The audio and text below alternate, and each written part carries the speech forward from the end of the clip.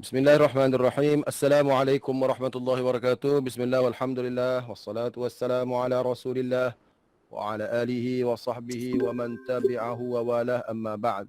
Terima kasih kepada Ustazah Yasirah sebagai pengelola program, Al-Fadilah Puan Hajar Raziah, wakil daripada PPD, sahabat saya Al-Fadil Ustaz Muhammad Saiful Azlan bin Cik Daud, yang akan membentangkan tajuk perkara-perkara yang membatalkan solat pada hari ini, supaya kita faham dan kita boleh memberitahu pelajar dengan sejelas-jelasnya apakah yang dimaksudkan dengan beberapa perkara yang berkait dengan membatalkan solat. Terlebih dahulu saya ingin perkenalkan dulu sahabat saya ni Ustaz Muhammad Saiful Azlan bin Cik Daud ni merupakan pelajar lepasan Universiti Al-Azhar dalam bidang kuliah Al-Lughatil Arabiyah, kuliah bahasa Arab. Dan beliau waktu belajar di Ma'had Muhammadi tahun 1993, kami ambil SPM sama. Saya dengan dia sama-sama ambil SPM. Di Ma'had Muhammadi Banin, dan di dalam kelas pun saya duduk sebelah dia. Dia duduk sebelah saya duduk sebelah dia. Cuma saya gelojoh nak masuk universiti. Jadi bila gelojoh nak masuk universiti tu, bulan 5 saya masuk Akademi Islam Universiti Melaya tahun 1994 tak silap.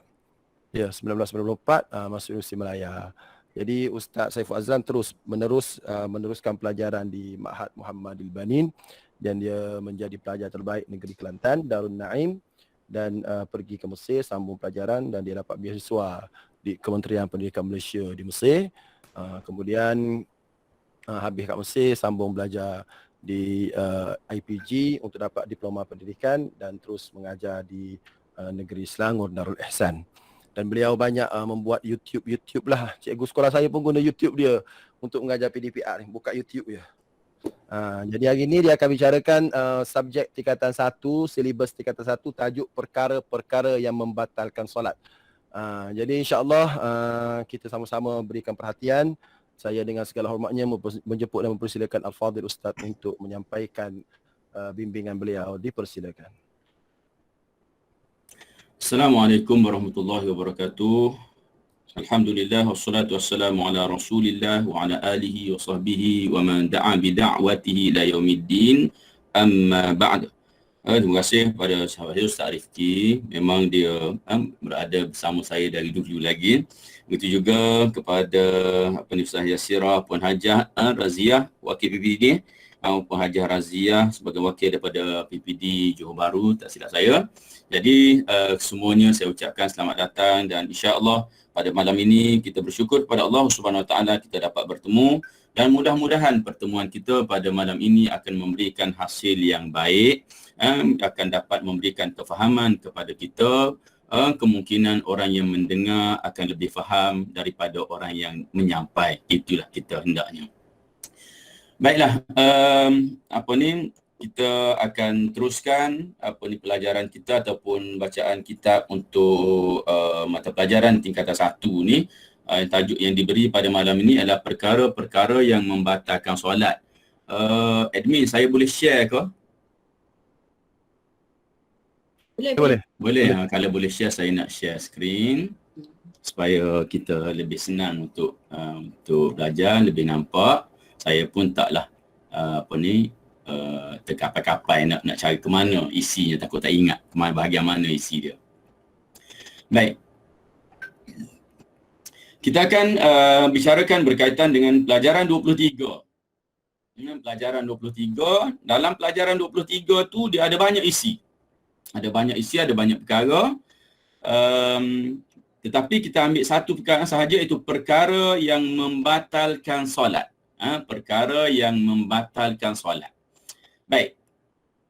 Kita lihat kepada perkara yang membatalkan solat, setelah diperincikan tajuk tu, dia buat kecil bawah tu dan disenaraikan 12 perkara yang membatalkan solat dalam buku teks tu lah. Cumanya sebelum kita teruskan pelajaran kita, suka saya sebutkan bahawa perkara-perkara yang membatalkan solat ini kalau kita lihat daripada buku-buku yang berbeza, maka penyampaiannya juga agak berbeza. Okey, apa yang akan saya sampaikan pada malam ini berteraskan kepada kitab Al-Fiqhul Manhaji.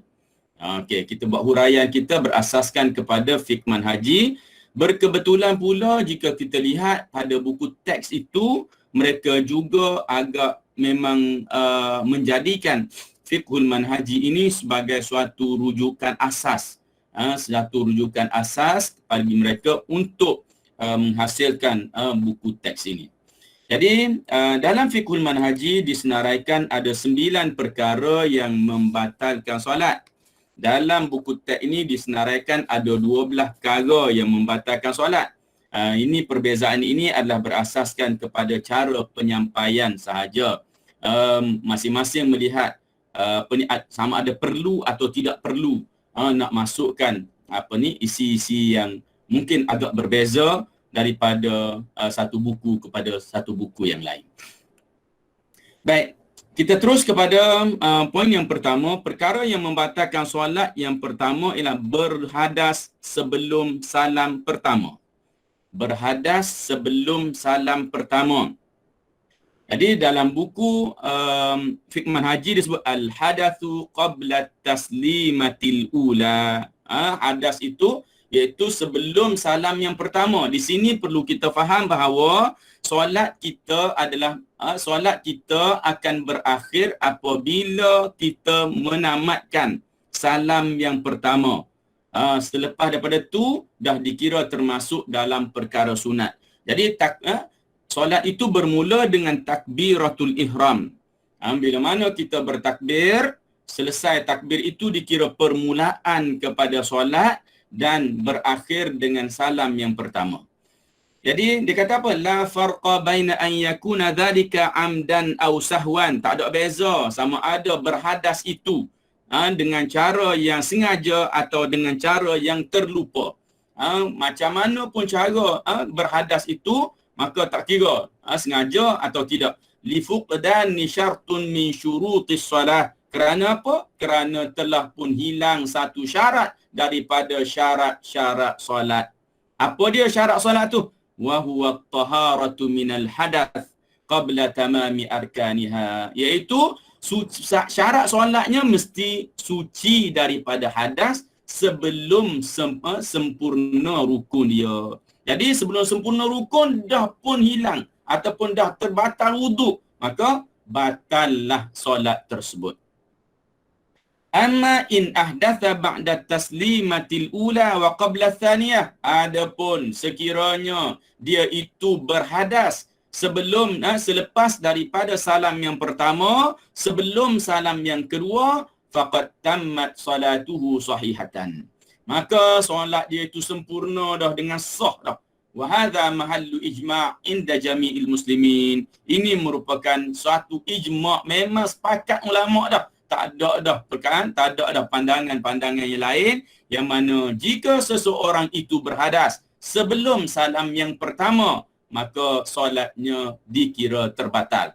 Kalau dia kita guna perkataan maaf sebutlah, orang biasanya hadas ni berlakunya apa dia? Hadas yang famousnya kalau masa solat ni kita sebut terkentutlah. Kalau terkentut tu berlakunya selepas salam yang pertama, maka jangan risau, solat kita telah pun dikira sah. Baik. Seterusnya yang kedua. Ada 12 tajuk ni. Saya tak boleh nak lengah sangat. Sebab apa? Kalau dalam masa 45-50 minit, dapat separuh je tajuk ni. Biasanya. Kalau kuliah-kuliah, separuh daripada tajuk ni untuk 45 minit, 50 minit ya. Kita dapat separuh dan kena sambung minggu depan lagi lah. Sambung lain sekali lagi kalau kebiasaannya. InsyaAllah malam ni saya akan cuba habiskan kedua-dua perkara yang akan kita bincangkan pada malam ini. Yang kedua, bercakap dengan sengaja walaupun sedikit. Nah, ini dikaitkan bercakap dengan sengaja. Dalam kitab dalam kitab fiqh manhaji dia kata al-kalamul amd, iaitu kalam, perkataan, percakapan al-amd dengan sengaja. Wa yuqsadu bihi ma 'adal Quran wa dzikr wa du'a. Yang dimaksudkan dengan bercakap tu selain daripada Quran, zikir dan juga doa. Selain daripada 3 perkara ini, maka kalau bercakap itu dengan sengaja, batallah solat. Kalau Quran, zikir dan doa, dia ada perincian sedikit. Okey, ada perincian berkaitan dengan kalau yang dilafazkan dengan sengaja itu Quran, zikir atau doa, kena tengok dulu. Ada perincian berkaitan dengan 3 perkara ini. Rawal Bukhari wa Muslim an Zaid bin Arqam radhiyallahu anhu qala kunna natakallamu fi ssalati yukallimu ahaduna akhahu fi hajatihi. Katanya tu kunna natakallam. Kata Zaid bin Arqam dulunya natakallam, kami bercakap fi salah, dalam solat.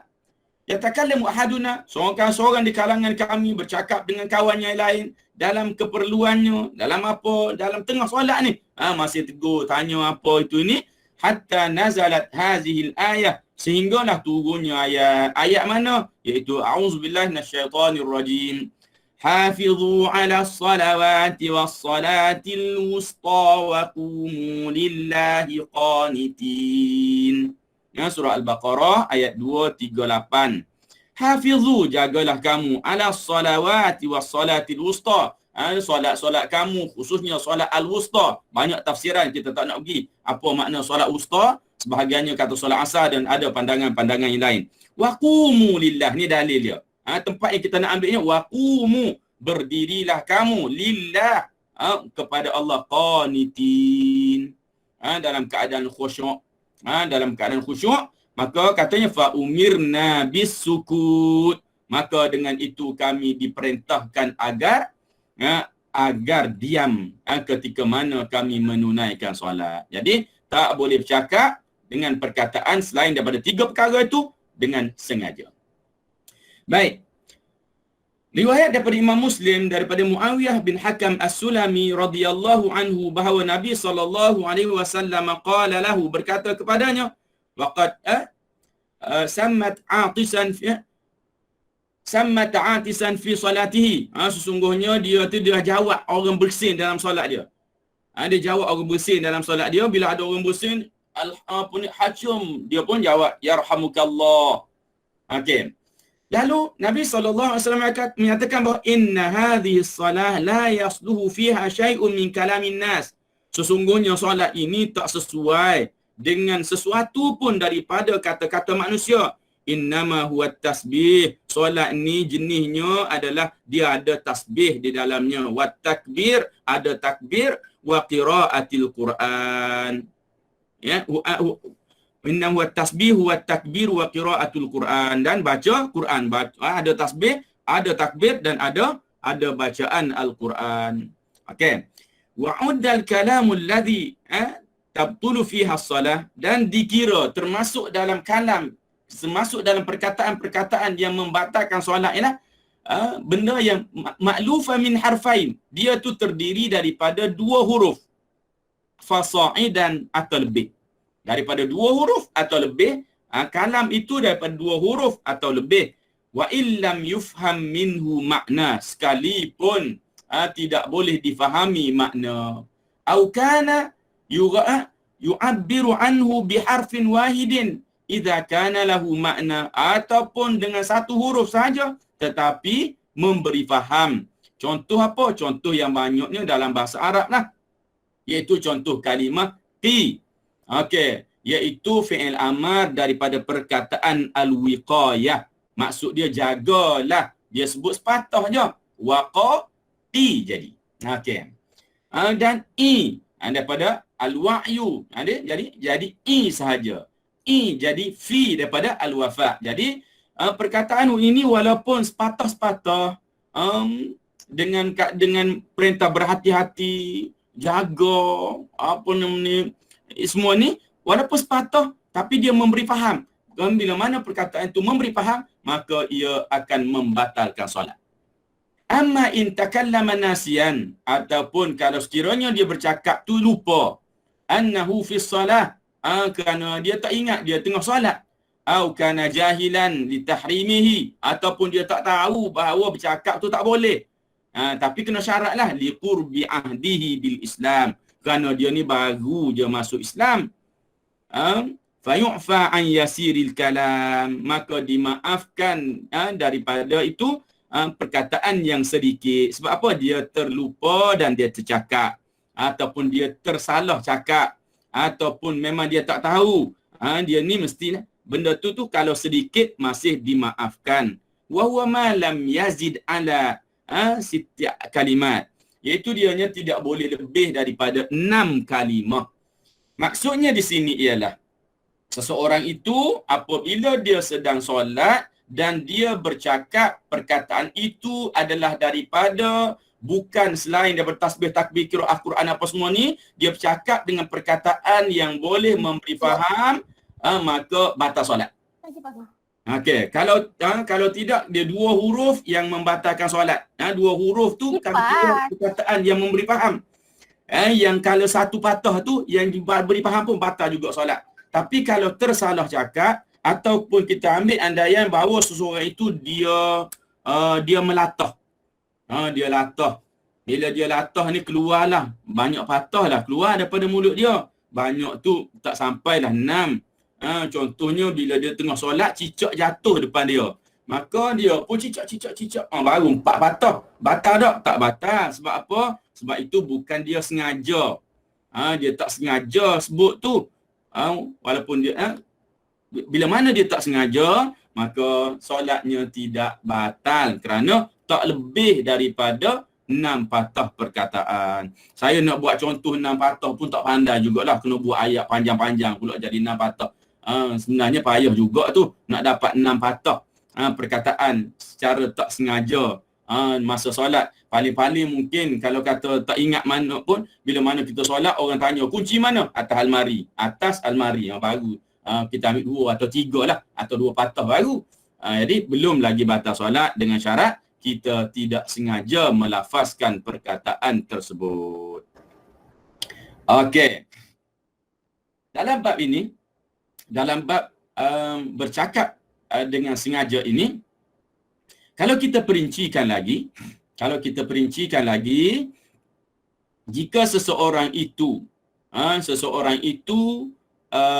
menggunakan kalimah seperti Al-Quran ataupun zikir, tetapi tujuannya adalah menjawab persoalan daripada orang lain. Maknanya ada orang tanya, dia ni pandai, dia hafal Quran, dia jawab dengan guna ayat Quran. Dia jawab dengan guna ayat Quran, maka jawapan dia tu menjadikan dia seolah-olah berinteraksi, bercakap, dan ia dikira sebagai perkataan-perkataan yang membatalkan solat. Okey. Baik, kita pergi dulu terus. Yang ketiga, meninggalkan satu daripada rukun solat. Meninggalkan satu daripada rukun solat. Ini sebenarnya kalau kita lihat dia tak ada dalam fiqh manhaji. Dia tak letak dalam senarai perkara yang membatalkan solat. Kalau tengok pada slide saya ni, saya dah letak ada bintang hujung ni, maknanya yang ni tak ada, dia tak sebut dalam kitab fiqh manhaji. Saya buat gitu je. Jadi dalam fiqh manhaji ni kita kena cari tempat lain untuk memberikan kepahaman kepada meninggalkan satu rukun daripada rukun solat ni. Maknanya kita ni kalau kita solat tertinggal satu rukun, maka solat kita jadi tidak sah. Okey, solat kita memang jadi tak sah kerana tertinggal satu tiang utama, satu benda utama dalam solat. Okey. Dalam fiqh manhaji disebut makna rukn. Ruknu syai' ma kana juz'an asasiyan minhu. Rukun bagi sesuatu lah benda yang juzuk asas baginya. Kal jidar minal ghurfah, seperti dinding daripada bilik. Fa ajza'us salati idza arkanuha, maka bahagian-bahagian solat ni adalah merupakan rukun dia. Apa dia? Rukuk, sujud dan seumpamanya. Dan dia tu wala yatakamal wujudus salati wala tatawaffaru sihhatuha illa bi an yatakamala fiha jami'u ajza'. Dia tidak akan sempurna solat tu melainkan sempurna sekali, semua kali tu. Semua rukun-rukun tadi tu. Jadi kalau tak sempurna rukun-rukun ni, maka solat kita tidak sah. Tak sempurna tadi dengan makna dibuat tak cukup syarat. Ataupun tak buat langsung daripada rukun-rukun solat ni. Saya tak nak perinci dah satu persatu tentang rukun solat ni. Kebanyakan ulama' dia tak masuk sini sebab apa? Sebab dia kira dah orang yang solat tanpa rukun ni dah kira awal-awal lagi. Awal-awal lagi tak sah. Bukan cerita tentang batal. Ceritanya adalah dia telah pun tidak sah daripada awal lagi. Tak menepati syarat untuk seseorang itu menunaikan solat. Mungkin kerana tu mereka tidak letakkan meninggalkan satu rukun daripada rukun solat ini sebagai satu perkara yang membatalkan solat pada pandangan mereka lah. Ini saya dah sebut tadi, ia berasaskan kepada persembahan buku itu sendiri. Sama ada dia nak senaraikan ataupun tidak. Baik. Seterusnya. Yang keempat, hilang ingatan kerana gila, pitam atau mabuk. Hilang ingatan kerana gila, pitam atau mabuk. Wala tajibu ala sabiyyin saghirin li'adami taklifihi. Tak wajib kepada budak kecil kerana dia tu belum mukallaf. Wala ala majnunin. Tak wajib juga kepada orang gila. Li'adami idrakihi. Kerana dia ni tak boleh fikir pun. Wala ala haidin wal au nufasain. Orang haid, orang nifas pun tak boleh. Li'adami sihatiha minha. Kerana tak sah kalau dia buat pun. Liqiyamil mani' minha wa huwal hadatsu fihima. Kerana apa? Kerana ada mani', ada pencegah daripada menjadikan solatnya sah, iaitu berhadas. Okey. Wa idza aslama al-kafir fa innahu la yukallifu qada'a ma fatahu taghriban lahu fid din. Kalaulah orang kafir tu masuk Islam, maka dia tak perlu qada' kerana nak galakkan dia masuk Islam. Kalau kita ancam awal-awal lagi, kamu masuk Islam ni umur 50 dah berapa puluh tahun tak solat, kena qada' semua. Dia pun daripada nak masuk jadi tak masuk. Sebab apa? Takut. Jadi kerana tu antara hikmahnya adalah menggalakkan orang bukan Islam masuk. Wali qauli ta'ala qul lil ladzina kafaru in yantahu yughfar lahum ma qad salaf. Kerana firman Allah SWT bagi tahu kepada orang kafir tu, kalau mereka dah berhenti dah daripada kekufuran mereka, maka Allah ampunkan mereka apa yang telah pun mereka lakukan. Illal murtad fayulzamuhu alqada' ma fatahu ayyama riddatihi ba'da islami taghlizan alaih. Tapi kalau orang murtad, maka kena qada'. Buat apa qada'? Kerana nak keraskan dia. Nak berkerah dengan dia, nak bertegah dengan dia. Bahkan kita kalau boleh nak mengancam dia daripada melakukan perkara tersebut ataupun murtad daripada agama Allah Subhanahu wa taala. Okey, kita pergi lagi di sini untuk menjelaskan tentang pitam tadi. Wa kadzalika la yajibul qada' 'alal majnun wal mughma 'alaih. Begitu juga tidak wajib qada' bagi orang gila ataupun orang yang pitam idza afaqa minal junun wal irma', apabila mereka ini sedar atau bangun daripada gila ataupun sedar daripada koma ni. Wa dalilu zalika, dalilnya ialah sabda Nabi sallallahu alaihi wasallam, rufi'al qalamu an thalath, anis sabiy hatta yahtalim wa anil naimi hatta yastayqiz wa anil majnun hatta yaqil. Tidak wajib daripada kepada tiga golongan ini, iaitu budak sehinggalah dia tu cukup umur. Dia bermimpi atau dia cukup umur. Orang tidur sehingga dia bangun, dan orang gila sehingga dia berakal semula. Okey. Jadi orang-orang yang sebegini, orang yang gila tadi, topik kita ni adalah orang yang gila, pitam dan mabuk ini, kita ambil sini, dia akan batalkan solat dia. Tapi dari sudut kena qada' atau tak kena qada', dia ada hukum yang berbeza. Walaupun disebutkan gila, pitam, mabuk ni memang perkara yang membatalkan solat, tapi hukum qada' lain. Hukum qada' lain. Bagi orang mabuk, dia kena qada' solat dia. Kenapa? Kerana mabuk tu perbuatan dia. Jadi apa yang berlaku tu adalah bukan kerana kita kata sebab-sebab yang menjadikan dia tu macam gila tu dengan sebab perincian daripada ulama banyak sebenarnya berkaitan dengan gila ni. Kalau dia sendiri buat ataupun kesan daripada perbuatan dia ada, panjang perbahasan ulama berkaitan dengan perkara ini. Cuma kita nak ringkaskan di sini hari ini ialah orang yang gila, kalau dia gila dalam solat dia, tiba-tiba gila, batal solat dia. Dia pengsan daripada solat dia, maka batal solat dia. Okey. Jadi kenapa kita nak bagi alasan? Nak bagi alasan kenapa orang yang kalau gila ataupun orang pengsan ini dia jadi batal solat. Okey. Kalau perkataan tadi disebut dah, iaitu orang itu akan jadi berhadas. Orang itu kalau dia pengsan, maka secara automatik dia akan jadi dikira berhadas. Okey. Kenapa dikira gitu? Balik semula tengok kepada orang yang tidur. Orang yang tidur pun, tidur itu dah batalkan wudu. Maka pengsan itu lebih hebat daripada tidur. Maka lebih membatalkan wudu. Sebab itulah dikira orang yang sebegitu, dikira batal wudu dan dikira batal. Kesan daripada batal wudu tadi, maka batallah solat dia. Dalam hadis yang lain, Nabi SAW menyatakan bahawa al-ainan wika usahi. Dua mata adalah merupakan kunci bagi, saya nak sebut kata macam mana ni? Kunci bagi dubur. Okey. Kunci bagi dubur. Makna bila mata kita terlena, kita pejam mata, dengan arti kata bukan pejam mata saja. Kita lena, maka terbukalah laluan angin. Itu konsep dia gitu. Jadi, bila mana dia tidur, batal wudu. Bila orang tu pengsan, lagi hebat daripada tidur, maka ia membatalkan wudu kerana hilang kawalannya terhadap dirinya. Baik, yang kelima. Terkena najis pada badan, pakaian atau tempat solat. Terkena najis pada badan, pakaian atau tempat solat.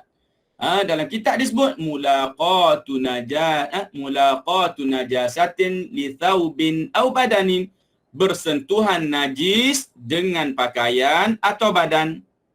Okey, maksud bersentuhan tu apa dia? An tusiban najasah syai'an minhuma thumma la yubadiru al-musalli ila ilqaiha fawran. Iaitu dia ni ditimpa najis, kena najis padanya. Kemudian dia apa? Dia tidak segera membuang najis itu. Okey, dia tak segera membuang najis tu. Maknanya sini kita nak cakapnya, najis tu kita buat andaian dia najis kering. Jatuh najis tu atas dia dan dia tak segera membuangnya. Jatuh kita kata tikus mati atas riba dia masa solat, dia tak segera buang dia. Fa inda idzin, maka ketika itu tabtulus solat, batal solat dia. Kenapa? Kerana berlaku sesuatu yang menafikan syarat daripada syarat solat.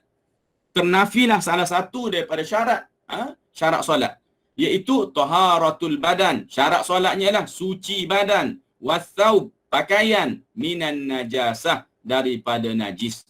Jadi bila bersentuhan dengan najis, jadi batal solat. Kenapa? Kerana badan kita dikira tidak bersih, badan kita dikira tidak suci, pakaian kita dikira tidak suci.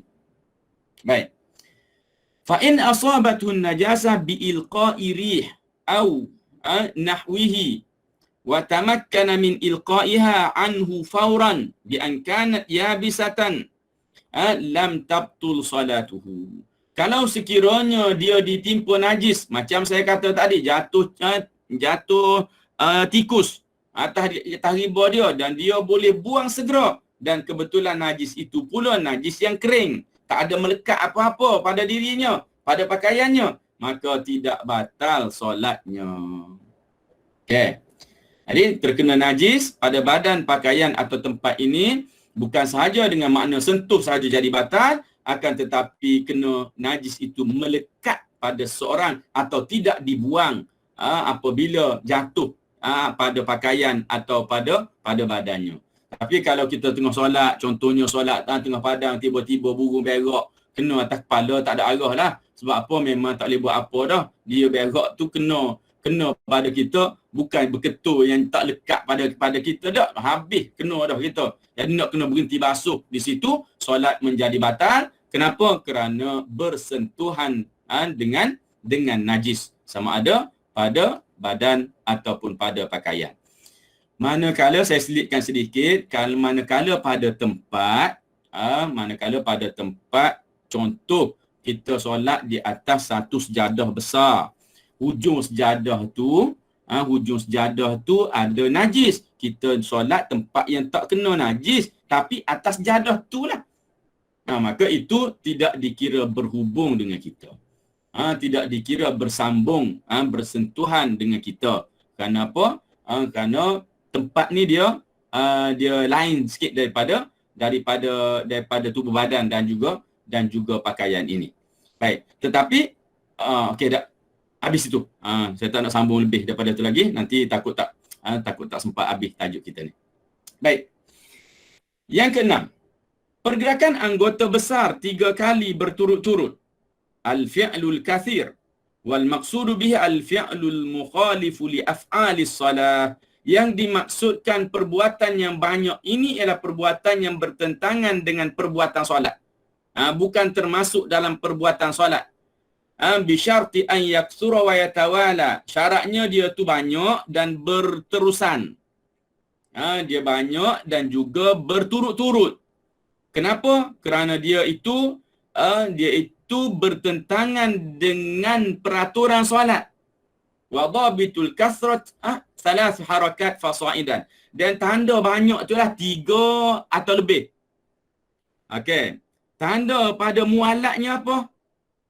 Dianggap a'mal mutatabi'ah, dianggap benda tu perbuatan yang berturut-turut bil urfi, dengan uruf. Pada adatnya kita tengok itu dikira berturut-turut, maka dengan itu batal solat. Tetapi kalau sekiranya pergerakan tu banyak, tidak berturut-turut, pergerakan tu 5 kali, 10 kali, seorang tu mungkin dia solat tu dia dah bersedia dah. Dah ada kayu dah duduk tepi. Sebab apa? Sebab dia takut ada binatang bisa keluar pergi tempat dia. Dia takut mungkin ada lipan keluar tempat tu. Kerana pernah duk tengok dah ada lipan keluar tempat situ. Jadi maka dia pun berhati-hati, dia sedia kayu, dia sedia alat dah untuk dia pukul. Jadi bila mana benda tu keluar, dia pun ambil kayu tadi, dia pukul pap sekali. Kemudian dia berhenti. Ataupun dia hanya pukul 2 kali, tak 2 kali. Dia berhenti. Nampak gaya macam hidup lagi. Berhenti tadi tu sekadar sekurang-kurangnya adalah sekadar satu tamakninah. Sekurang-kurangnya. Tapi kita kena berhenti dulu. Kena berhenti untuk memutuskan pergerakan pertama, kedua tadi. Kemudian boleh sambung lagi. Kalau tak puas hati, takut dia hidup lagi, maka tam sekali lagi. Okey, berhenti pula. Tengok, dah mati dah. Sudah. Teruskan solat. Jadi, ini perbuatan yang banyak. Tetapi diselangi dengan berhenti, maka dia dikira sebagai suatu benda yang telah pun terputus. Tak dikira mutatabi'ah. Tidak dikira sebagai berturut-turutan dari sudut urufnya. Begitu juga jika seorang itu mungkin dia geli kalau ada lipas, maka dia pun undur. Lipas keluar, dia pun undur selangkah. Nampak lipas tu mari lagi, dia undur selangkah lagi ke belakang. Kemudian nampak pergi ke belah kanan, dia lari ke sebelah kiri, selangkah 2 langkah ke belah kiri. Jadi dia lari macam tu. Pergerakan tu banyak dah, banyak langkah dah. Kalau kira jumlah tu dah sampai 10 langkah dah. Sebab apa? Dia ni tak boleh tahan dengan lipas ni. Bukan dia buat-buat. Maka dia pergerakan dia selangkah, 2 langkah, berhenti, 2 langkah, berhenti. Itu tidak membatalkan solat. Dan yang dikira membatalkan solat itu adalah anggota besar. Anggota yang dimaksudnya adalah dengan anggota. Apa dia anggota? Seperti tangan, kaki, kepala. Tangan, kaki, kepala itu dikira sebagai anggota besar. Yang mana kalau seorang itu contohnya dia baca dia baca surah atau dia baca ayat, kepala dia jenis bergerak. Dia baca Bismillahirrahmanirrahim. Baik golek tu boleh membatalkan solat. Sebab apa? Pergerakan tu dikira sebagai pergerakan yang besar. Tapi kalau gerak sikit-sikit tak apa. Okey. Kalau benda-benda yang lain yang selain daripada yang tak kira sebagai anggota, maka ia tidak dikira membatalkan solat.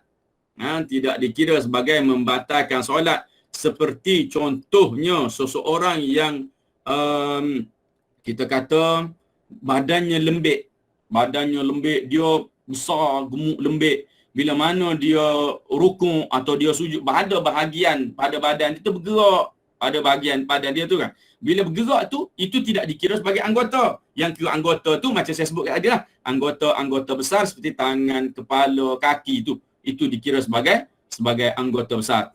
Macam seorang tu bernafas contohnya. Dia bernafas bergerak perut dia kan. Gerak perut dia. Tu besar tu Ustaz. Dia kata. Bergerak tu. Itu tak dikira sebagai suatu pergerakan yang membatalkan solat. Akan tetapi, jika dia perlu kepada pergerakan yang lebih. Contohnya dia gatal. Dia gatal, maka dia hendaklah letak tangan dia di tempat. Letak tangan dia di tempat gatal dan dia garu dengan hujung jari saja. Walaupun dia guna kelima-lima jari untuk garu, ini tidak dikira sebagai anggota yang mana pergerakannya itu boleh membatalkan solat. Kecuali lah tengah garu tu dia kata, oh sedapnya, sedap dah cakap dah tu. Tapi kalau salah cakap, lain pula. Kan? Tak sengaja cakap, tak batal juga solat. Okey. Itu sedikit perincian berkaitan dengan pergerakan anggota besar 3 kali berturut-turut. Okey Ustaz. Jawab soalan dulu. Ada nil ada. Tak nampak. Kita nak jawab lalu ke nak jawab belakang? Jawab dulu nil soalan nil tinggal 6 lagi kan? Ya. Sikit. Okey. Jawab dulu soalan dalam chatting. Dalam chat saya kena buka dulu saya tengok. Buka chatting. Buka chat. Soalan pertama, kalau orang tu solat jemaah dah selesai baca tahiyat akhir tapi tak tahan sangat dah nak kentut. Jadi dia nak mufaraqah, boleh ke tak? Tu dia solat berjemaah, dia tak tahan sangat dah. Sakit perut dah. Maka dia boleh ambil jalan mufaraqah. Niat berpisah dengan imam, bagi salam. Dan bagi salam teruslah pergilah qada hajat dia. Tu. Okey, tak ada masalah situ. Okey, lagi? Yang kedua, Arni binti Talib tanya, sedang berzikir taubat, dia duduk berzikir, tiba-tiba dia terlelap waktu nak zikir tu. Jadi dia ada wuduk lagi, dia nak sembahyang tahajud pula lepas tu. Macam mana, boleh ke tak? Terlelap tu. Okey, dia terlelap. Maksudnya di situ kira macam dia dah terlelap sambil duduk lah tu. Selap sambil duduk. Okey, kita tengok sini dia panggil tidur ni ada syarat pada tidur yang membatalkan wuduk ialah tidur yang tidak rapat papan punggung dia panggil. Tidur yang tak rapat papan punggung. Apa makna tidur yang tak rapat papan punggung? Iaitu yang rapat papan punggungnya ialah apabila kita duduk tu kita cerita sebenarnya tidur duduk yang mana punggung kita tu rapat ke lantai. Rapat ke tempat kita duduk. Okey, tu dia panggil tidur rapat papan punggung. Kalau tak rapat macam mana? Tak rapat tu mungkin dia terjongkit ke depan ataupun dia dah melentang. Jadi tak ada, orang panggil cerita mudahnya sehingga bila dia duduk tu tak ada penghalang angin nak keluar. Kalau kita duduk kan, cerita-cerita senang ginilah. Kalau kita duduk, kita nak terkentut, kita buat apa? Kita duduk. Kita nak terkentut, kita buat apa? Kita congek sikit ke, kita duduk gitu je. Ada. Jadi tu nak cerita, kalau duduk gitu, tu dia kira duduk yang rapat papan punggung. Nak kentut pun tak selesa. Nak kena congek dulu baru sedap. Okay. Jadi kalau dia duduk dalam keadaan yang rapat dan dia terlena, maka ia tidak batal wudu dan boleh teruskan solat dia selepas tu. Okey, lagi apa dia? Soalan yang ke? Ustaz Hamzah tanya hingus keluar tu Ustaz. Hingus Mana? keluar kita lap di baju yang dipakai. Okey. Hingus keluar lah bukan. Hingus tidak termasuk dalam najis. Dia adalah qazurat. Dia adalah perkara yang kotor. Benda kotor, benda yang kotor yang keluar daripada tubuh kita dan ia tidak dikira sebagai najis, maka kita laplah mana pun tak ada masalah. Sebab tu kita memang di Malaysia ni kita jarang nampak. Kalau kita duduk di negara Arab, kita mudah nampak macam mana orang Arab buat kerja. Orang Arab dia dalam poket dia ludah. Dia dalam poket dia ludah ataupun dia ada tisu dia lap tu, dia lap nampak. Kita tengok pun geli. Masuk dalam poket dia. Jadi itu tidak menjadi sebarang masalah kerana ia bukan najis. dia adalah kotoran badan sahaja. Taraf dia sama seperti peluh sahaja. Cuma bagi kita, taraf maksud saya adalah taraf dari sudut kedudukan najis atau tidak najis. Itu sama seperti peluh kita sahaja. Jadi tak batal. Tak batal solat, tak batal wuduk apa-apa. Okey, Lagi? terusnya najis kalau kena kat baju batal lah solat tu, tapi wuduk tak batal kan, dia tanya. Ya, okey. Dia jawab Tukar lah baju tu. Atau pergi basuh dululah. Lepas tu solat pula lepas tu. Okey. Okey, soalan Ustazah Nur Aisyah, solat yang ditinggal contoh Zuhur, Asar, Maghrib, Isyak sebab operation. Sebab operation kena qada tak? Okey, solat yang ditinggal contoh Zuhur, Asar, Maghrib, Isyak untuk operation perlu qada tak? Okey, hak ni nak jawab Satunya solat mana-mana solat yang tertinggal maka wajib dia qada. Ni jawapan umum. Mana-mana solat yang tertinggal maka wajib diqada. Okey. Cumanya ini pandangan bukan dalam mazhab Syafi'i. Untuk solat-solat yang sebegitu, jika kes-kes yang sebegitu mungkin dia kena hadapi gitu, maka dia boleh untuk menjamakkan solat tersebut. Okey, jadi ini pandangan ni bukan dalam pandangan mazhab Syafi'i, dan saya petik benda ni daripada fatwa Syekh Yusuf Al-Qaradawi yang menyatakan bahawa seseorang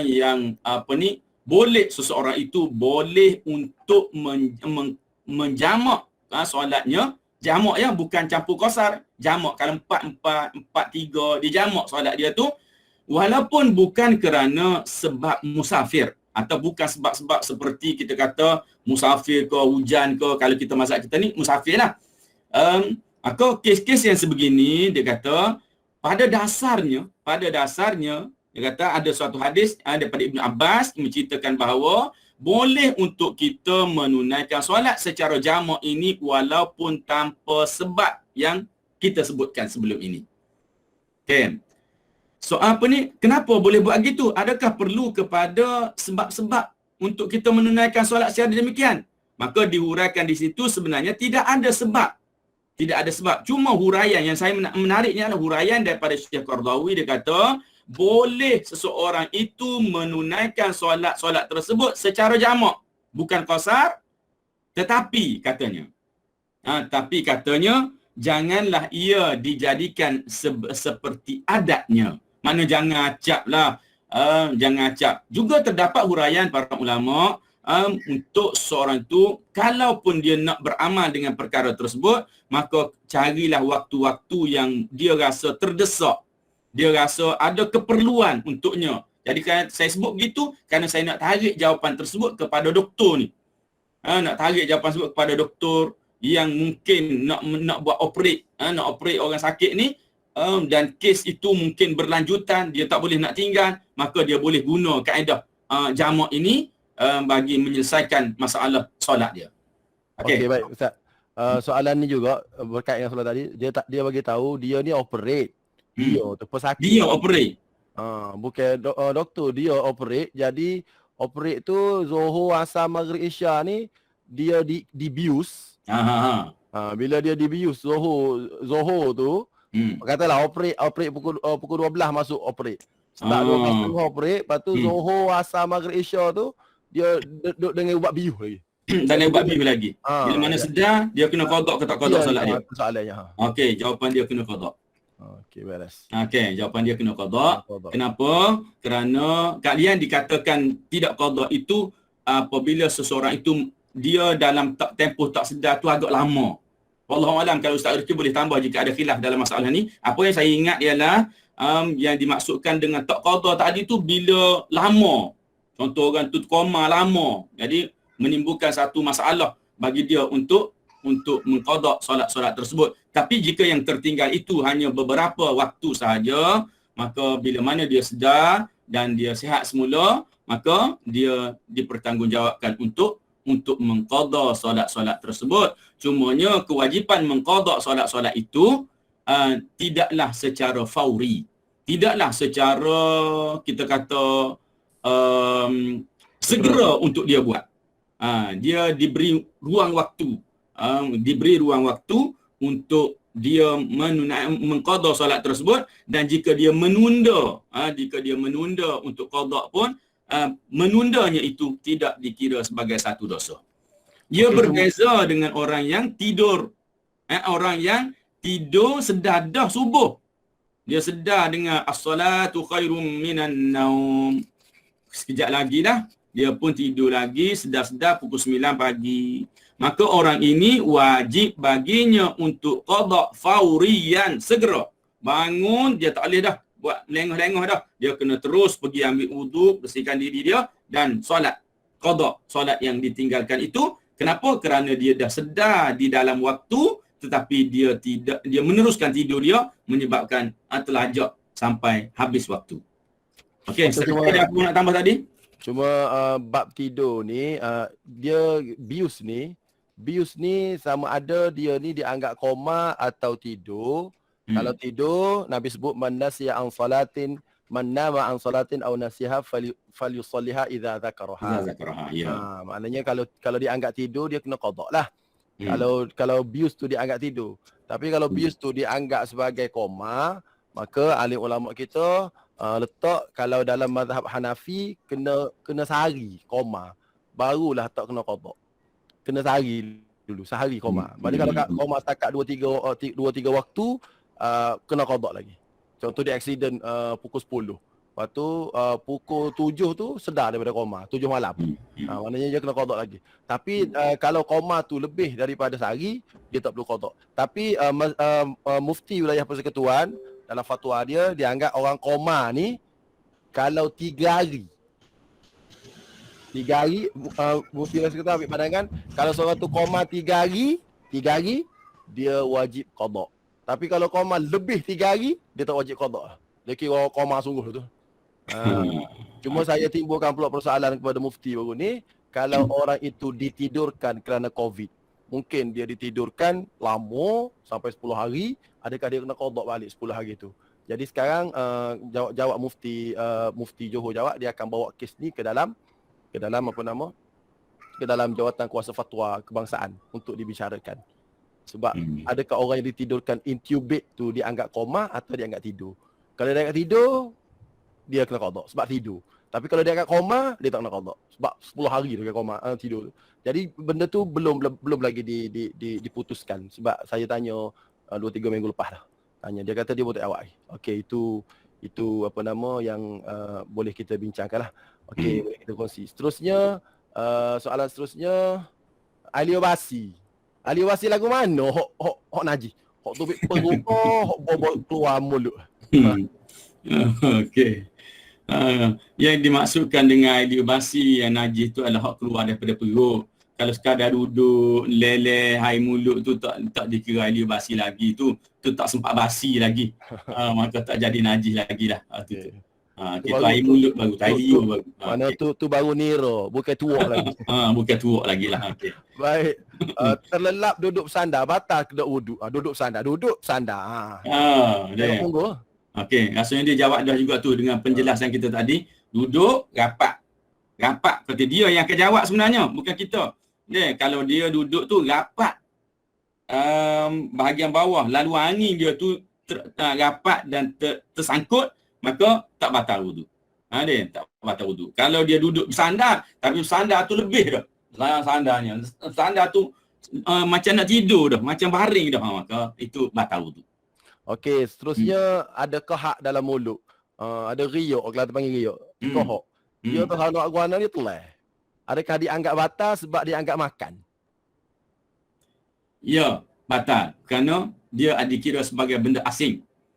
Dikira sebagai benda asing yang mana dia tidak bertaraf air liur. Benda tu dia tak mari dengan sendiri kecuali tuan dia tarik masuk tu.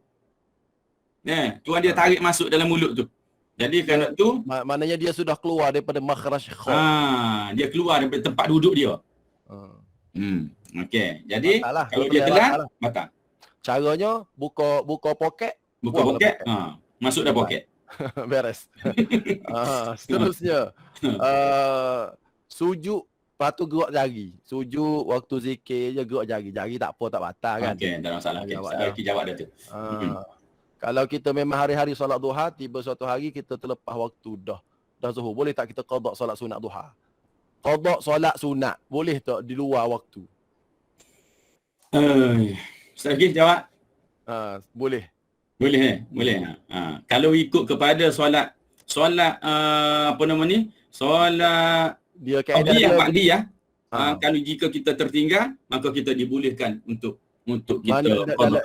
dalam kitab fiqh sebut mana-mana solat yang mempunyai waktu, solat sunat, boleh diqada bila terlepas. Okey.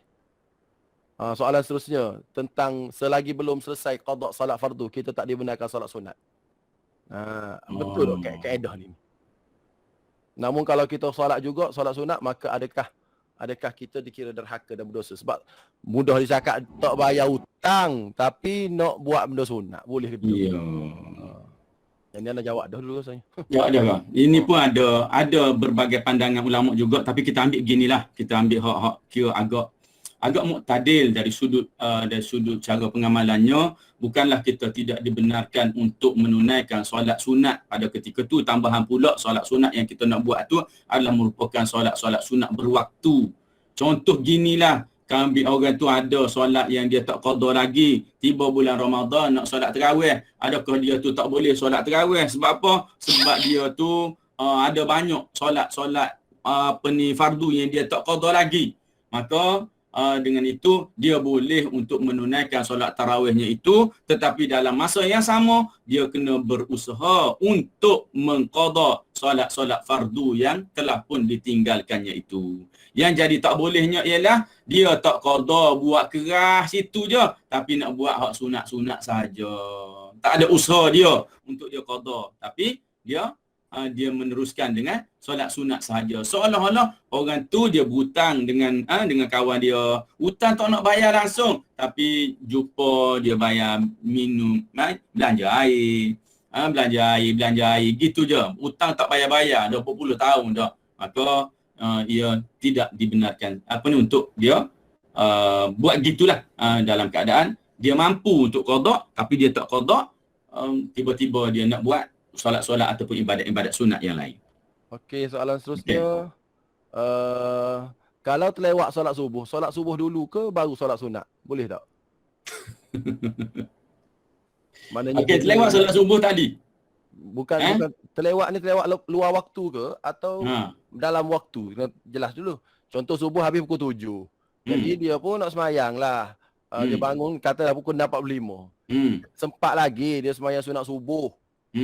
Tapi dia fikir lewat sangat dah ni. 45 dah ni. Semayang subuh dulu lah. Lepas semayang subuh baru dia semayang solat subuh. Ataupun dia semayang sunat subuh dulu, baru dia semayang subuh. Macam mana? Isunya dalam waktu. Dalam waktu. Okey. Situ kita bila mana dalam waktu tetapi dah agak lewat dah, maka adalah lebih baik untuk kita mengutamakan solat fardu kita terlebih dahululah. Untuk kita selesaikan dulu tanggungjawab kita insya-Allah Subhanahu taala sebelum kita menunaikan solat sunat. Jika solat sunat itu merupakan solat sunat yang kita memang sentiasa tu, maka kita balik pada cerita tadi lah. Kita balik kepada cerita solat sunat yang itu tu kita qada selepas daripada kita menunaikan solat fardu kita tersebut. Okey. Terusnya soalan seterusnya, yang ni soalan ni. Pernah berlaku ni di sebuah negara ni. Sebuah negara masjid salah kiblat bertahun-tahun. Katalah salah kiblat tu bertahun-tahun.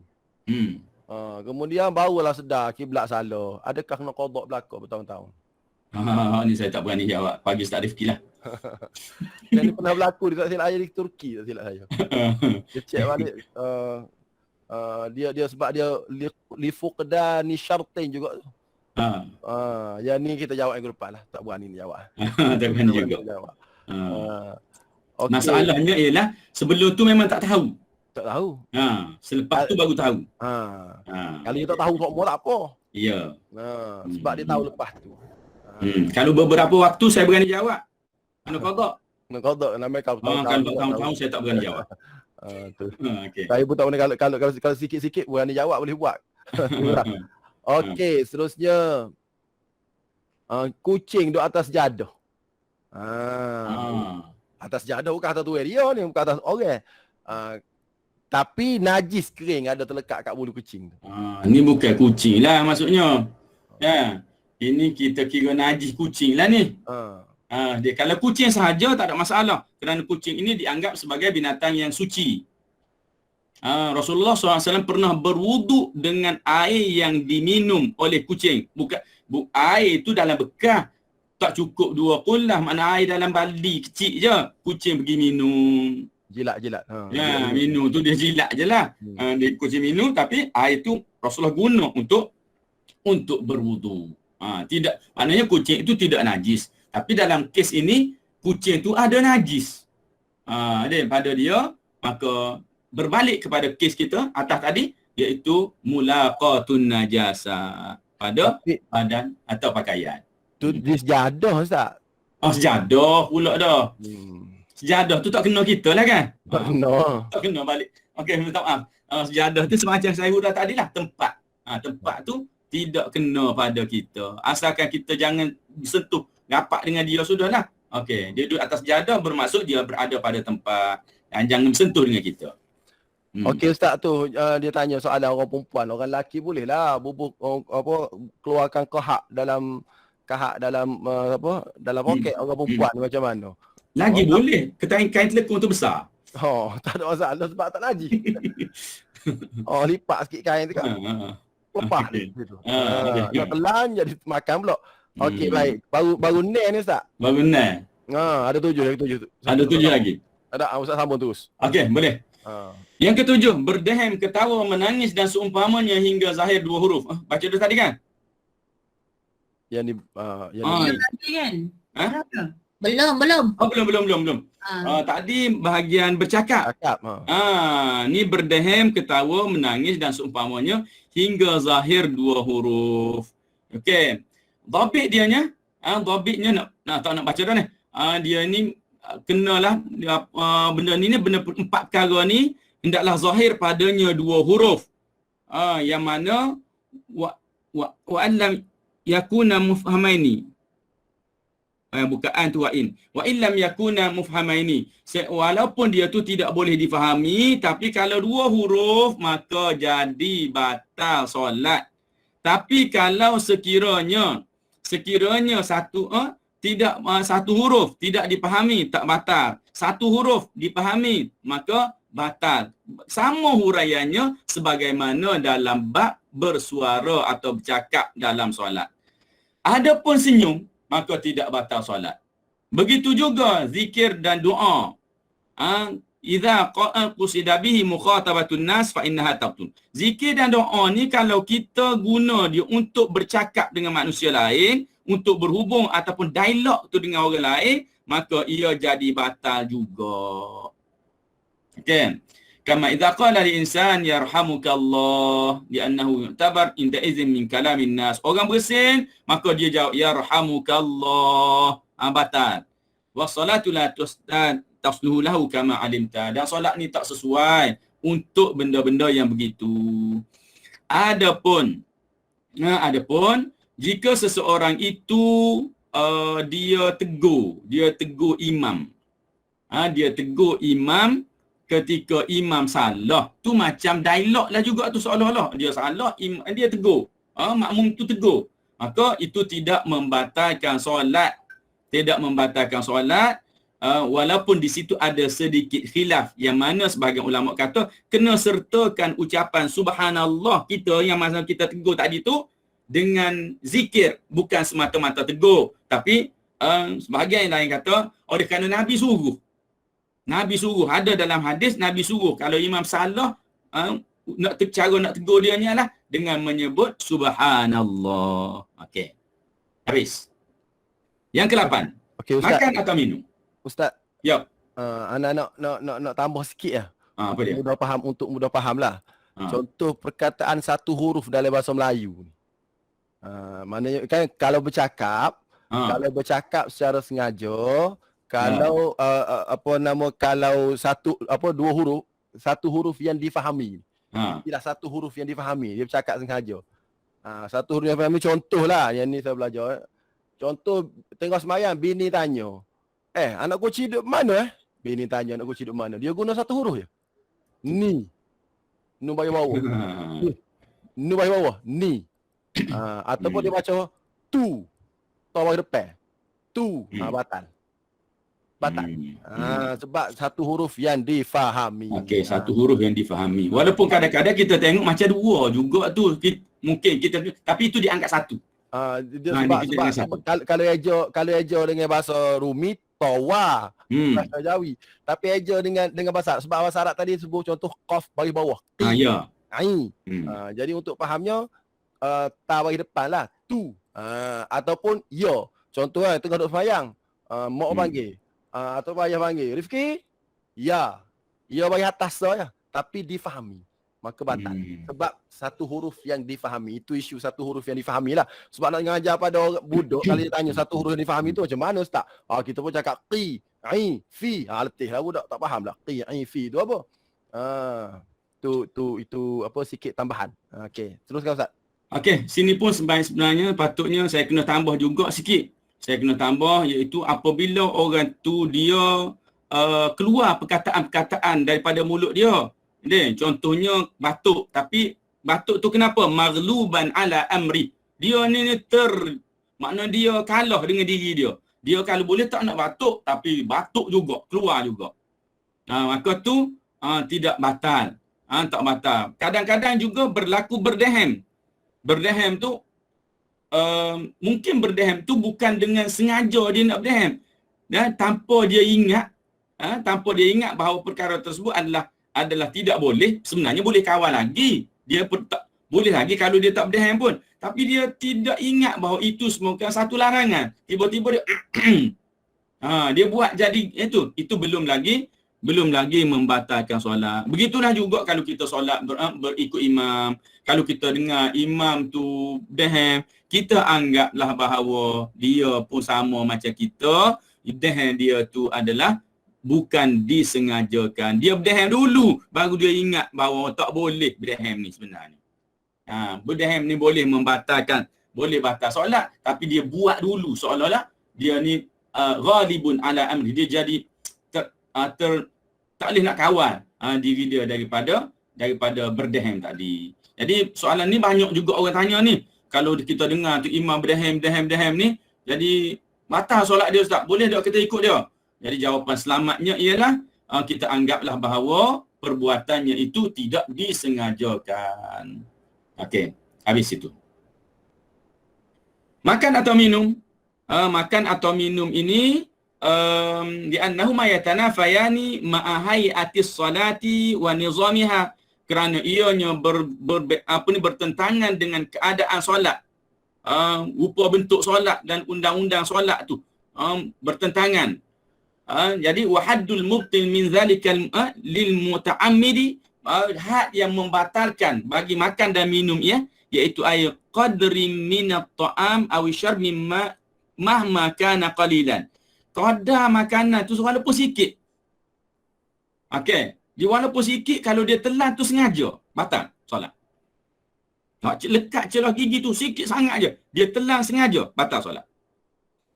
Adapun kalau nisbah kepada orang yang tak sengaja, maka syaratnya mesti banyak pada uruf. Okey, banyak mana? Para ulama fuqaha, para ulama fiqh telah meletakkan kadar banyak itu ialah kadar humsah atau himsah. Iaitu satu biji kacang. Bersama dengan besar kacang hijau tu lah.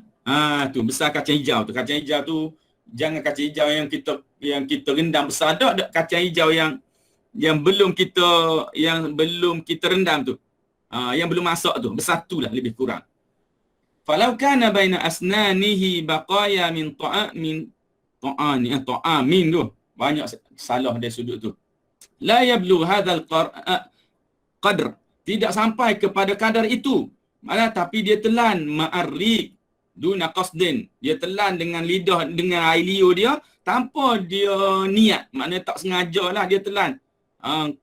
maka tidak batal solat. Okey. Wa yadkhulu fi hadd at-ta'amil mubtil lis-salah ma law kana fi famihi sukkarah. Kalaulah pada mulutnya itu ada gula, ataupun saya terjemah sini ada rasa gula. Kita makan benda manis duduk mulut lagi. Fadhaba syai'un minha fi famihi. Lalu manis tadi masuk dalam mulut dia dan dia telan. Masuk bercampur dengan air liur dia rasa manis. Maka dia telan. Bila dia telan begitu, maka batallah solatnya. Kenapa? Kerana dia sengaja telan benda tu dan dikira sebahagian daripada makan atau minum. Okey, yang ni banyak berlaku ketika berbuka puasa. Yang ni almarhum Ustaz Fadli Yamani pesan. Buka puasa makan dengan bau kurma. Makan kurma 3 biji, lepas tu telan air sikit, lepas tu terus sembahyang. Manis tu dah ada lagi mulut. Manis dah ada lagi mulut. Dia telan manis tu, maka batal sembahyang dia. Ini disebut oleh Ustaz Fadli Al-Yamani rahimahullah. Dia mestilah kalau berbuka nak sembahyang, kau mau molek dulu dia kata. Tu je. Betul lah dengan apa dengan nas kitab ni. Okey, teruskan Ustaz. Okey, yang ke-9 murtad. Okey, murtad ni kalau kita nak tengok dia juga diletakkan oleh Syekh kita dalam kitab Fiqh Haji ni. Cumanya tak salah lah untuk kita katakan bahawa ianya boleh membatalkan solat. Kerana kita tengok apa yang membatalkan solat tu. Siapa yang diwajibkan untuk solat? Iaitu wajib solat tu kepada Muslim. Orang itu Islam. Sama ada zakaran atau untha, lelaki atau perempuan. Baligh, aqil, tahir. Dan dia baligh, berakal dan dia tu suci.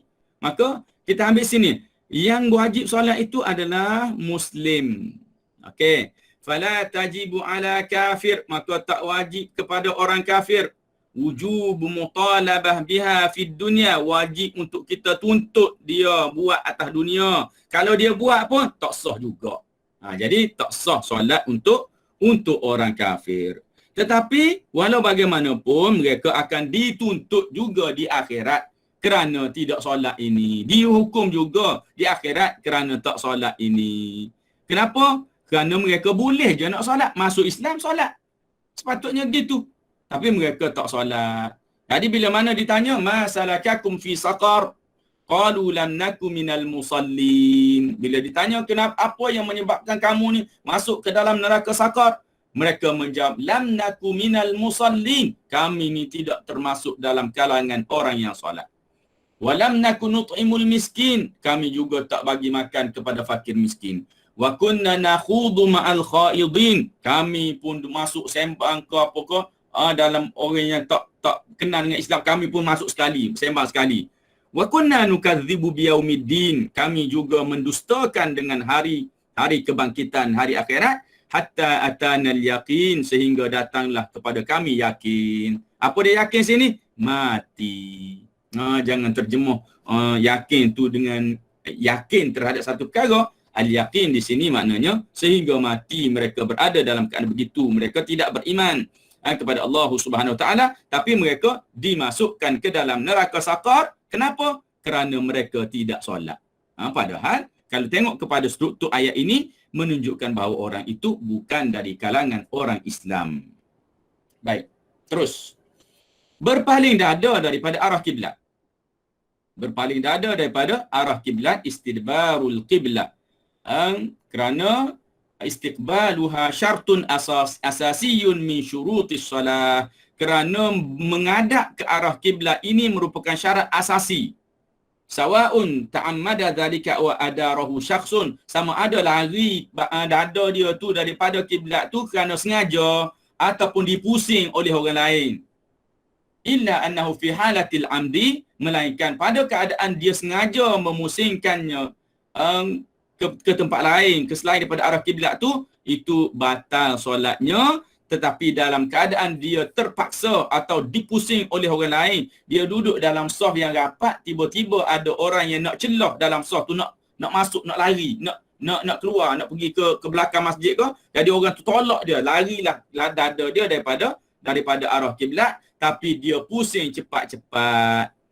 lam tabtul salatuhu, tak batal solatnya kerana dia tak sengaja dan dia pula pusing cepat-cepat untuk kembali semula kepada arah kiblat. Okey. Istaqara mudah wa mustadbiru laha wal istiqrar wa adamu yuhaddidu hal urfu. Nak kira lama tak lama lari dada ni ikut adat lah. Adat kita tengoklah rasa-rasa lama ke tak. Bukanlah maknanya ikut adat lama tadi berpandukan kepada tempoh solat. Jangan kira lama dengan hak kita duduk main kat luar tu. Solat tu berapa lama? Kalau pusing gitu tu dikira lama tak kalau nak dikira, nak dibandingkan dengan keadaan solat tu. Jadi solat tu benda yang tak lama dah. Jadi pergerakan tu pula jangan dibandingkan tak lama sebagaimana perkara-perkara yang lain di luar sana, di luar solat tu.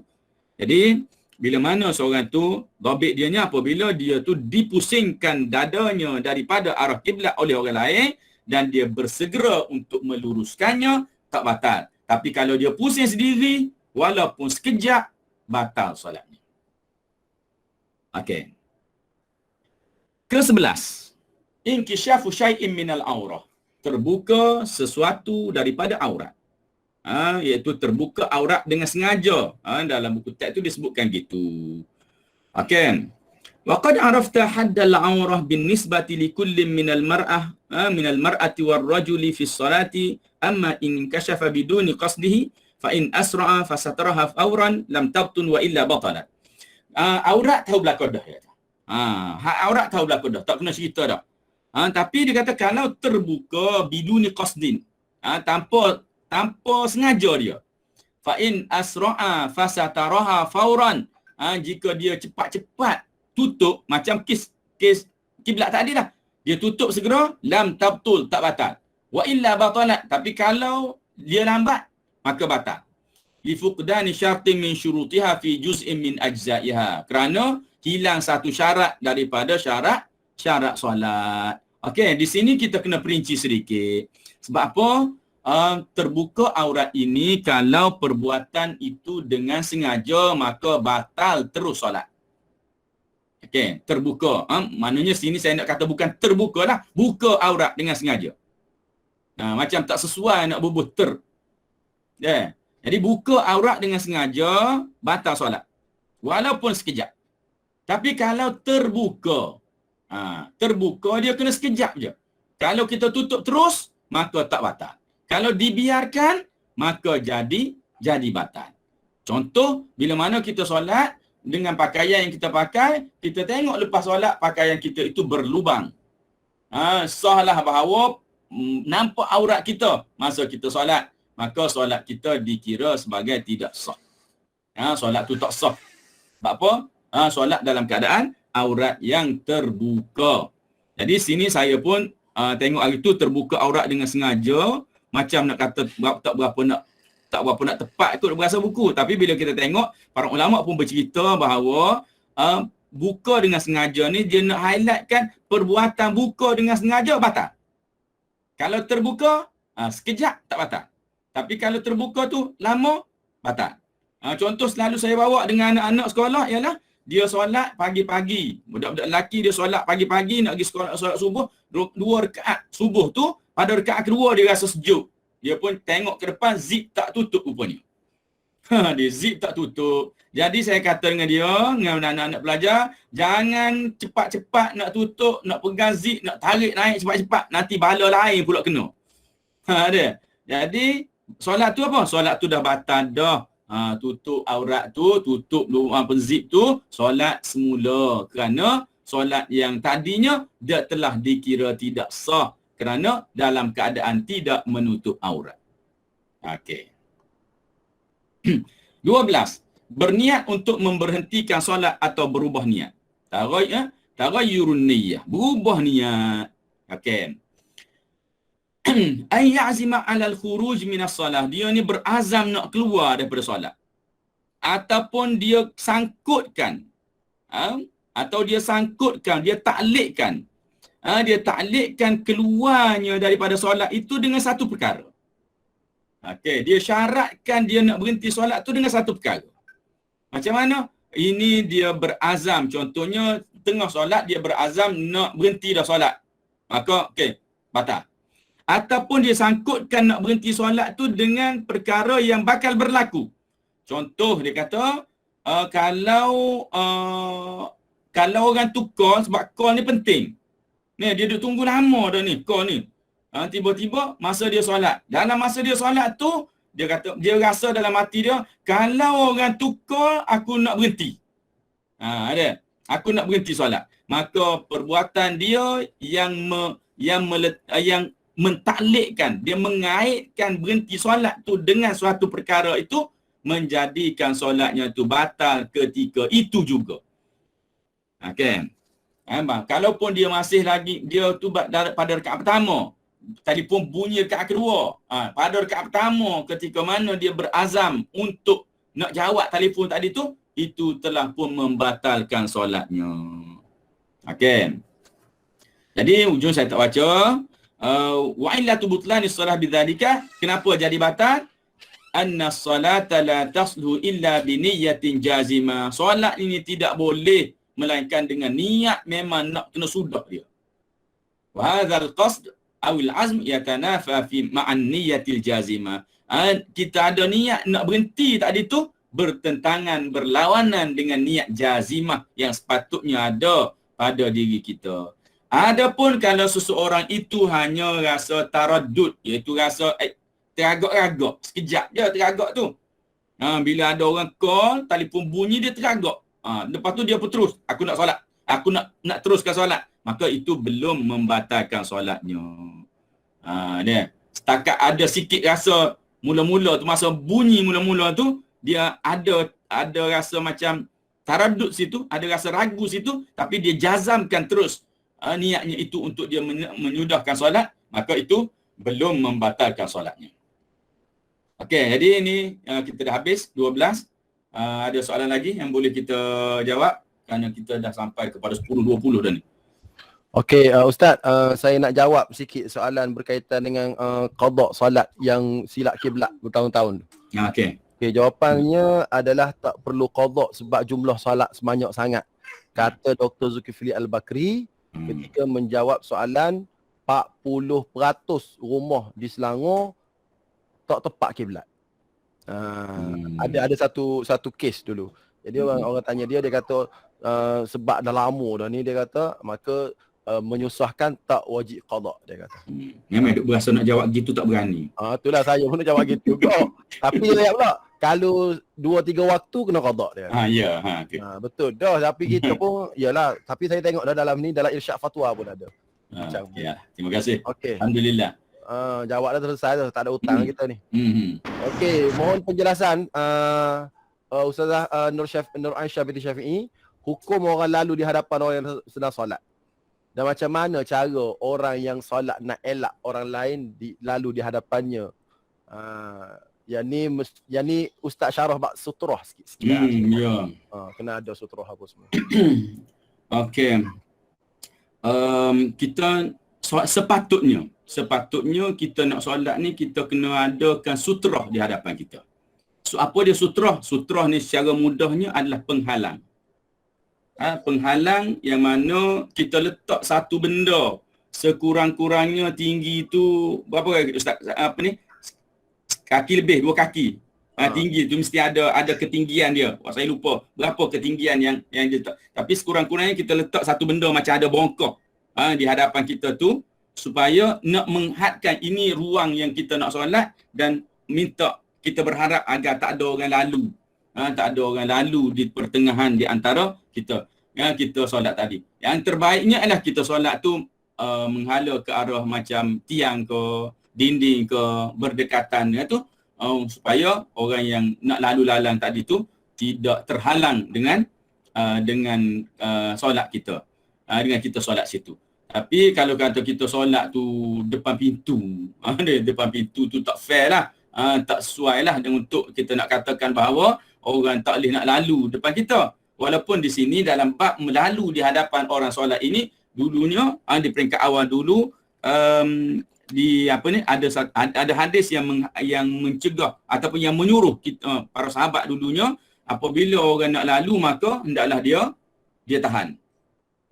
Kalau dia kalau orang tu nak lalu juga walaupun ditahan, maka disebut fal yuqatilhu, maka hendaklah dia perangi dia.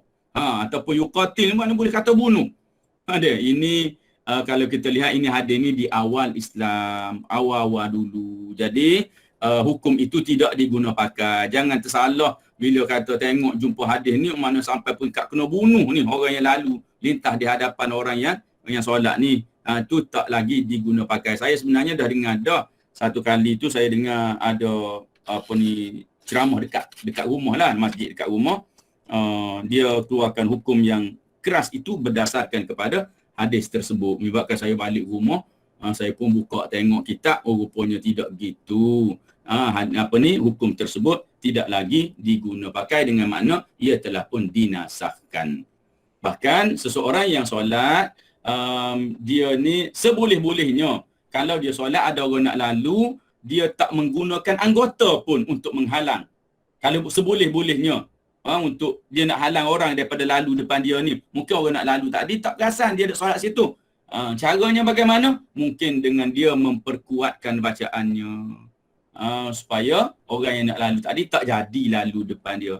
Dia duduk tengah baca Al-Fatihah. Bismillahirrahmanirrahim. Alhamdulillahirrahmanirrahim. Ar-Rahmanirrahim. Dia baca, dia kuat sikit situ. Supaya orang tu tak lalu. Jadi hukum telah menjadi ringan berbanding dengan di peringkat awal Islam dulu terhadap larangan seseorang untuk melintas di hadapan orang yang solat. Okey, ada tambahan Ustaz Fikri? Kalau tak ada, kita pergi soalan lain. Okey, soalan seterusnya daripada Mustaqim. Adakah kita kena solat semula apabila kita nampak ada orang solat? Bila kita berimamkan orang tersebut, rupanya boleh solat sunat. Tak apa. Tak ada masalah. Okey. Tak apa, Terus. masalah. Okay, boleh. Hukumnya boleh ikut kita solat. Orang yang solat sunat, kita boleh, walaupun kita solat fardu, kita boleh ikut dia. Gitu. Kaedah dia, orang solat sunat, orang fardu boleh ikut solat sunat selama mana solat sunat itu tidak berbeza kaifiat. Tu. Tambahan lebih lagi. Okey. Maknanya kalau berbeza kaifiat, contoh sembahyang sunat gerhana. Dia sembahyang sunat gerhana. Gerhana ni dia rokok 2 kali. Kita nak ikut dia sembahyang isyak, tak boleh. Tak boleh. Okey. Itu kaedah. Baik, terbuka aurat sekiranya rambut terkeluar dan disedari hanya selepas solat selesai. Adakah solat tadi dikira tidak sah? Baik, silakan. Okey. Kita berbalik kepada terbuka aurat dalam mazhab kita Syafi'i ini, dia agak ketat sebenarnya dalam masalah aurat ni. Dalam masalah aurat ketika solat, mazhab kita Syafi'i adalah antara yang paling ketat. Yang paling ketat berbanding dengan mazhab-mazhab yang lain. Walaupun terbuka aurat itu dia, rambut tu keluar, maknanya dia telah pun terkeluar sebahagian, maknanya nampak sebahagian daripada aurat dalam keadaan kita sedar dah, maka solat yang kita tunaikan itu dikira batal. Kenapa? Kerana telah pun terbuka sebahagian daripada aurat. Okey, terus. Okey, soalan seterusnya tentang sutrah. Tentang sutrah. Okey. Boleh tak letak bantal ke topi keledar ke, cukup tak? Itulah saya lupa sebenarnya berapa. Saya ingat saya dia agak tinggi sikit. Dia gini dalam fiqh manhaji dia sebut. Dalam fiqh manhaji dia sebut, dia kata supaya ada tanda pemisah antara orang yang bersolat dengan orang yang lalu lalang. Contoh dinding, tongkat atau menghamparkan sejadah. Boleh dah. Boleh dah. Okey. Sejadah masuk tanda. Hampas sejadah tu tanda. Itu dalam fiqh manhaji ada sebut. Dan boleh rujuk irsyad fatwa. Irsyad fatwa taib adakah memadai garisan saf sebagai sutrah? Itu soalan. Irsyad fatwa yang ke 1403. Baca kat situ Ustaz Hamzah. Jelas kat situ. Okey. Okey, terima kasih Ustaz Eki. Ada di antara pandangan yang saya baca tengok tu, dia nak kepada tinggi juga. Ada juga. Sebab tu di beberapa buah masjid beberapa masjid di Johor ni, dia ada dia buat papan lebih kurang sekaki. Papan lebih kurang sekaki dia letak di tepi-tepi apa nama di tepi-tepi masjid, di tepi-tepi di dinding ni, siapa nak sembahyang sunat, dia ambil papan tu dia letak kat depan. Sebab orang biasanya bila dia sembahyang sunat, ni cerita sebelum PKP lah. Dia tak bawa sejadah. Sembahyang, dia pergi sembahyang tak bawa sejadah. Dia tak bawa sejadah, dia nak diwujudkan sutrah, maka AJK masjid buat sutrah yang ada kat dinding-dinding yang letak kat tepi tu. So nak ambil sembahyang, sebab tiang tak berapa nak banyak, dia ambil sutrah, dia letak situ. Dia letak papan tu. Sebab ada pandangan mengatakan dia kena tinggi sikit. Papan tu ada. Tapi dalam fiqh manhaji dia kata asalkan ada tanda walaupun sejadah. Itu pandangan lah. Okey. Seterusnya ada lagi. Cubit anak ketika sedang solat. Oh, soleh molek. Sebab anak solat main-main sebelah kita. Sebab teguran pada anak batal tak batal. Cubit. Cubit perlahan ini, cubit sayang. Okey. Ya, kita jawab ringkas itulah. Jawab ringkas ni belum lagi membatalkan solat lah. Sebab bukan kita nak main-main dak masa solat kita tu. Kerana ada mungkin keperluan anak tadi ganggu ke apa-apa di situ. Okey. Kita pergi pada soalan lain. Okey. Tunggu makmum nak solat jemaah sedangkan dah hampir nak habis waktu solat. Mana lebih afdal? Nak sembahyang jemaah tapi makmum duduk jambai lagi. Ni suami isteri lah ni, suami isteri. Isteri bangun awal, suami duduk tandas lagi. Suami tu tunggu luar ni. Tunggu luar nak sembahyang jemaah dengan isteri. Dengan suami. Suami duduk tandas. Isteri pula dah pukul 6.50. Subuh nak habis pukul 7. Nak sembahyang jemaah. Macam mana? Jawabnya. Ustaz tu itulah. Jawabnya kena sembahyang dah lah. Macam mana situ? Tadhiqil waqti dah tu. Nak sembahyang dulu. Nak sembahyang dulu. Jangan tunggu dah. Okey. Ustaz, orang perempuan dagu ni, setara mana aurat dia? Dagu ni, bawah dagu ni. Okey.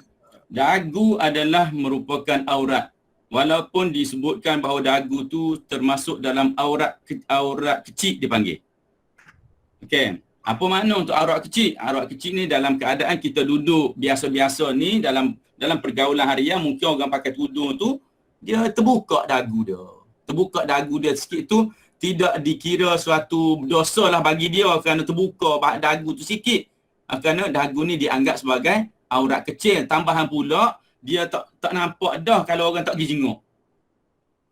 Tak nampak dah tak pergi jenguk. Tetapi dalam bab solat, ia sebahagian daripada aurat yang kena tutup. Kena tutup masa solat. Jadi kalau terbuka, hukumnya dikira sebagai solat tu dikira sebagai tidak sah sebab terbuka aurat. Okey, dah pukul 10.29 ni Ustaz. Cukuplah dulu kot. Cukuplah dulu. Atau soalan terakhir ni, soalan terakhir cukuplah. Jika jadi, pakai tudung tu perlu ke pakai tudung yang berlitup di bawah seperti telekung? Ni dah dijawab lah. Kalau luar solat, dalam solat wajib tutup lah. Okay, luar solat tu macam mana? Sebab ada orang kata ini tudung patuh syariah. Iaitu tutup sini. Jadi kalau tak tutup boleh ke tak? Ustaz jawab dah tadi. Okey. Kalau tak tutup tu bukan tak boleh, tapi bagusnya, baiknya adalah lebih baik adalah tutup bahagian tu. Tapi kalaupun tidak tutup, ia tidaklah dikira sebagai membuka aurat. Tapi saya nak buat komen sikit lah. Dah tahu dah kita pakai gitu, janganlah kita duk banyak orang panggil perbuatan kita tu pula dalam interaksi kita dengan lelaki-lelaki ajnabi tu, jangan sampai kepada peringkat orang panggil dia boleh nampak di bahagian tersebut. Kerana ia adalah termasuk dalam aurat juga. Dia sama lebih kurangnya dengan stokin lah. Kadang kita dah pakai kain labuh dah, kita pakai kain tu. Jadi bila pakai kain labuh dah, kita tak perlu dah, tak wajib dah nak pakai stokinnya. Kerana mungkin tak nampak dah kaki kita. Tapi kalau kita tak berhati-hati, jadi mungkin boleh jadi nampak juga.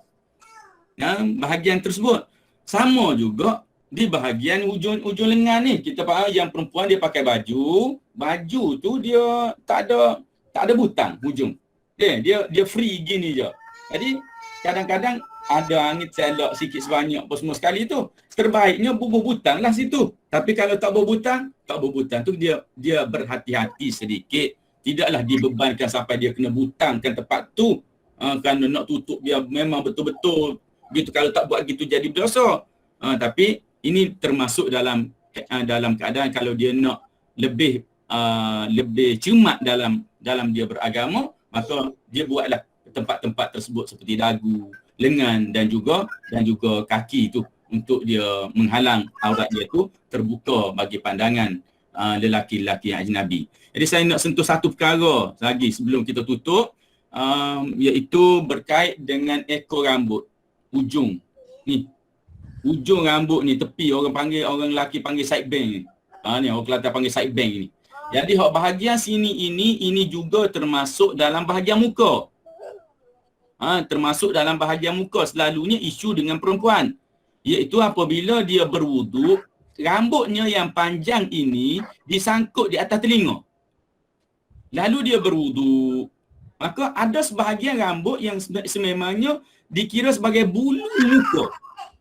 Bulu yang ada di bahagian muka, jadi dia sangkut atas telinga, tidak terbasuh ketika wuduknya. Jadi wuduknya itu dikira tidak sah. Cara selamat macam mana? Cara selamatnya, dia suruh potong. Dia suruh potong sini sikit, tak apalah, tak jadi kurang cantik pun. Kalau potong sini, yang rambut bahagian ujung ni, ujung sekali ni, sikit ni, daripada atas kita nak tarik tangan nak pergi ke anak telinga ni, kita lalu ke atas tu. Jadi kalau ada bahagian situ, kita potong sedikit untuk memudahkan urusan kita nak ambil wuduk. Kalau tidak, setiap kali kita nak berwuduk, kita kena tarik keluar dan dibasuh bersama-sama ketika kita membasuh muka. Jadi mungkin timbul persoalan di situ, lah Ustaz, kami ni lama dah wuduk gitu, puluh tahun dah. Jadi kena qada dak solat tu?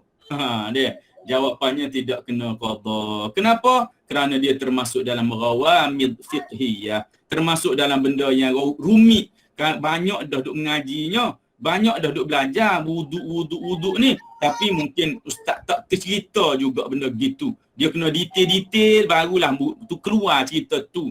Maka yang sebelum daripada itu, kita mohon keampunan daripada Allah Subhanahu Wa Taala. Hak depan itulah kita baiki supaya ia bertepatan dengan kehendak Allah Subhanahu Wa Taala. Okey, ada tambahan daripada Ustaz Rifki, dipersilakan sebelum kita berhenti. Tak ada dah kali. Ada dah. Tak ada dah, cukup lah.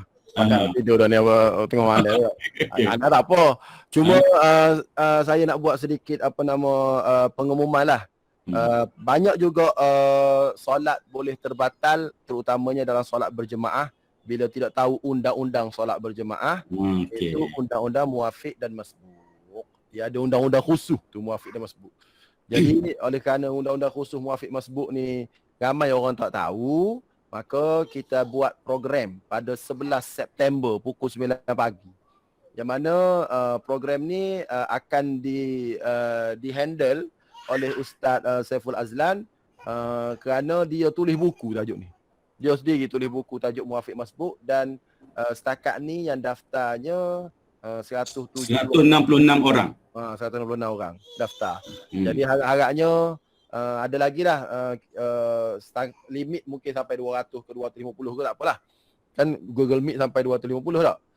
Jadi bolehlah hadir pada 11 September. Simpan baik-baik diary ni tarikh ni insya-Allah. Tu jelah.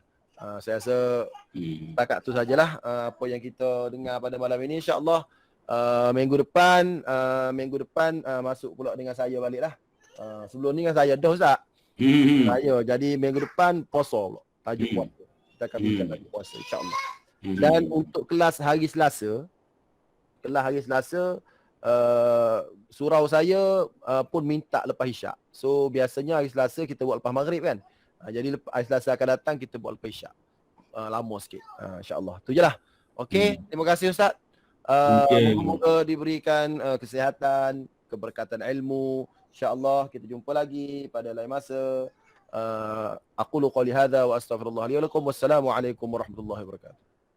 Assalamualaikum Assalamualaikum. Terima kasih banyak Ustaz. Okay, sama. Kalau apa-apa panggil lagi ya. Okey. InsyaAllah kita boleh type tak mana-mana orang yang nak keluar tu dari mana? Selangor ke, Sabah ke, saja.